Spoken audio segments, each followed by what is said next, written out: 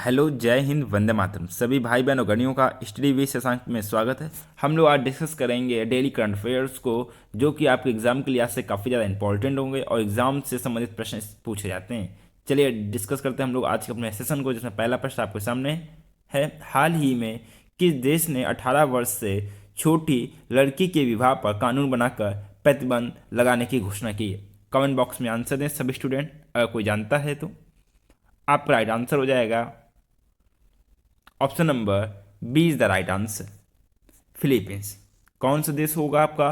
Philippines देश होगा।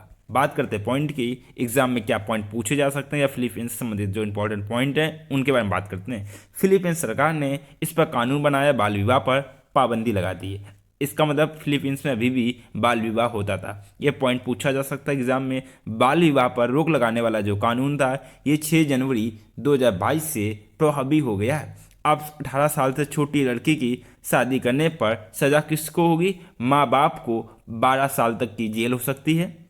Philippines में अब 6 में से अब तक 6 में से एक लड़की की शादी 18 वर्ष की उम्र के पहले ही कर दी जाती थी। ये किसके अनुसार हुआ? यूनिसेफ के अगर आंकड़ों के अनुसार हम लोग बात करते हैं तो नाबालिग लड़कियों की शादी करने के मामले में दुनिया भर में देशों में फिलीपींस का स्थान था आपका 12वें नंबर पे। 12वें नंबर पर था नाबालिग लड़की की शादी करने में। नेक्स्ट प्रश्न की ओर हम लोग चलते हैं। आरबीआई के किस पूर्व गवर्नर को एशियन इंफ्रास्ट्रक्चर इन्वेस्टमेंट बैंक का उपाध्यक्ष नियुक्त किया गया है? आपका राइट आंसर हो जाएगा option number first is the right answer, Urjit Patel को नियुक्त किया गया है। चलिए हम लोग डिस्कस करते हैं उर्जित पटेल से संबंधित इंपॉर्टेंट पॉइंट को। भारतीय रिजर्व बैंक के पूर्व गवर्नर उर्जित पटेल की बात करते हैं। उर्जित पटेल को बीजिंग, जो कि आपका चीन में स्थित है, बहुउद्देशीय वित्त स्थान एशियन इंफ्रास्ट्रक्चर इन्वेस्टमेंट बैंक का उपाध्यक्ष नियुक्त किया गया है। वर्तमान में आरबीआई के गवर्नर आपके शशिकांत दास हैं। बात करते हैं उर्जित पटेल को 5 सितंबर 2016 को रिजर्व बैंक के रूप में 24वें गवर्नर का पद संभाला था। उन्होंने किसका स्थान लिया? रघुराम राजन का स्थान लिया था। उन्होंने दिसंबर 2018 में व्यक्तिगत कारणों से गवर्नर पद से इस्तीफा दे दिया। वह गवर्नर बनने से पहले केंद्रीय बैंक के डिप्टी गवर्नर थे तथा उनके पास मौद्रिक नीति विभाग का भी प्रभार था। नेक्स्ट प्रश्न आपके सामने, विश्व हिंदी दिवस निम्न में से किस दिन मनाया जाता है? राइट आंसर, आपका राइट आंसर हो जाएगा option number C is the right answer. ये आपको मनाया जाता है विश्व हिंदी दिवस आपका 10 जनवरी को। Option number C is the right answer. बात करते हैं हम लोग हिंदी दिवस की। हिंदी की लोकप्रियता को लेकर दुनिया भर में 10 जनवरी को, बात कहाँ हो रही? दुनिया भर की बात हो रही। विश्व हिंदी दिवस दुनिया भर में 10 जनवरी को विश्व हिंदी दिवस मनाया जाता है। इस दिन का जो उद्देश्य रहता है, दुनिया भर में हिंदी का प्रचार प्रसार करना, अंतर्राष्ट्रीय भाषा के तौर पर हिंदी को स्थापित करने का भी इसका एक उद्देश्य है।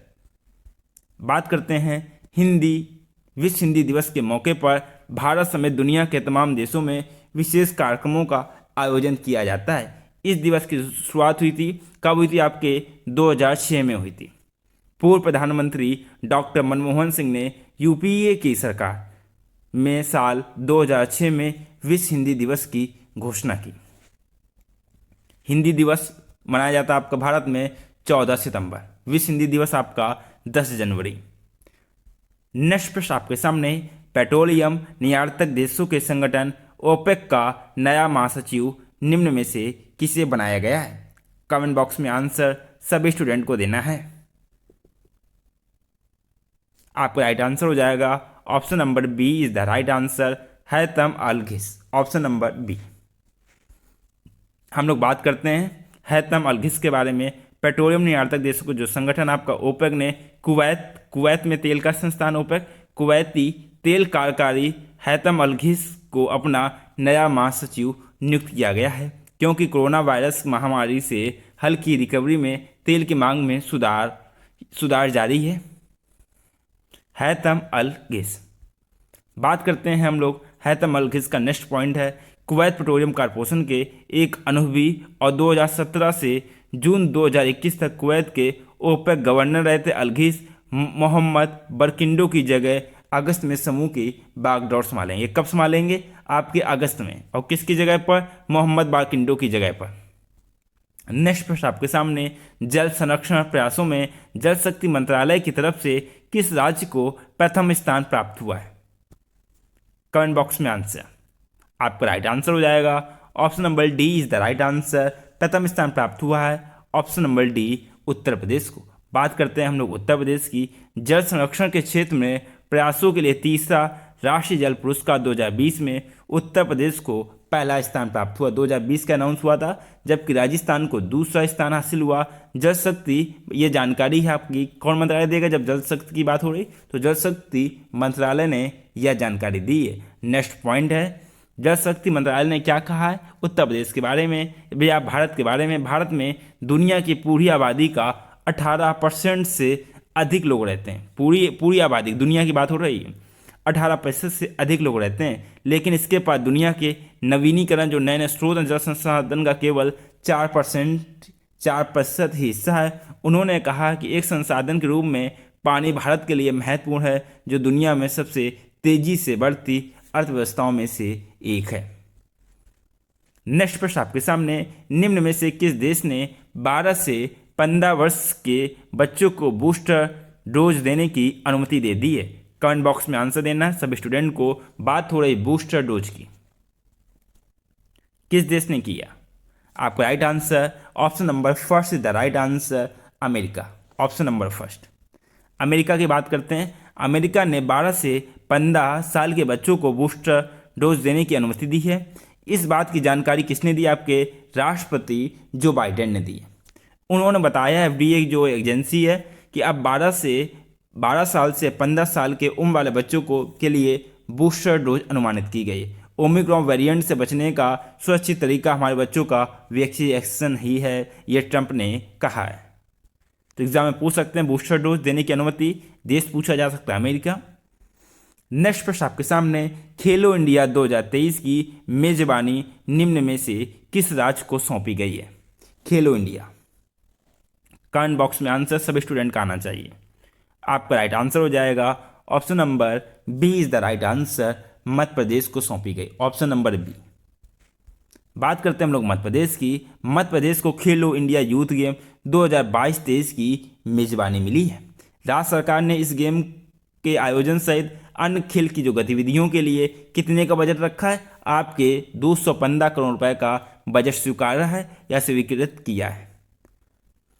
मध्य प्रदेश के जो मुख्यमंत्री हैं आपके शिवराज सिंह चौहान है, इनकी अध्यक्षता में भोपाल में एक मंत्रिपरिषद की बैठक हुई थी, जहां पर खेलो इंडिया योजना के तहत 3 वर्षों के लिए 215 करोड़ 53 लाख की नीतिगत या सैद्धांतिक स्वीकृति की गई थी। और इसका उद्देश्य था देश के युवाओं के बीच खेल की संस्कृति को बनाए रखना। इसका जो उद्देश्य है एग्जाम में पूछा जा सकता है, कॉपी में नोट डाउन करना है सभी स्टूडेंट को। उद्देश्य है देश में युवाओं के बीच खेल की संस्कृति को बनाए रखना।